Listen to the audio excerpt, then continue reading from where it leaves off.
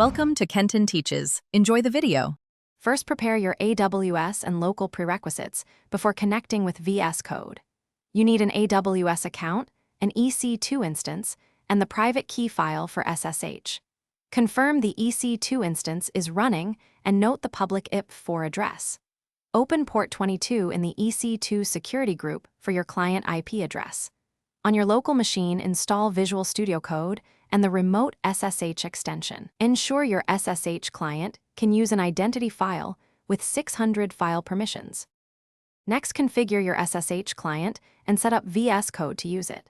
Add an entry in /SSH/config that points to the EC2 host and key file. Set the identity file to the private key and user to Ec2 user or Ubuntu, depending on the AMI. Ensure the hostname uses the instance public IP4 address. In Visual Studio Code, open the remote SSH command palette and choose Add New SSH Host. Use the existing SSH config entry and then select Connect to start the remote session. Finally, learn how to work remotely and troubleshoot common connection problems. Use port forwarding to expose remote services like ports 3000 or 8000 to your local machine. When connected, use the remote terminal, File Explorer, and install extensions on the host as needed.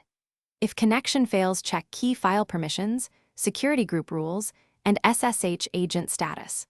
Verify the correct username and hostname in /SSH/config and validate the instance public IP address.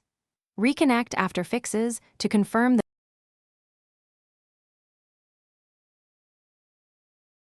Thanks for watching. Please subscribe if this video was helpful.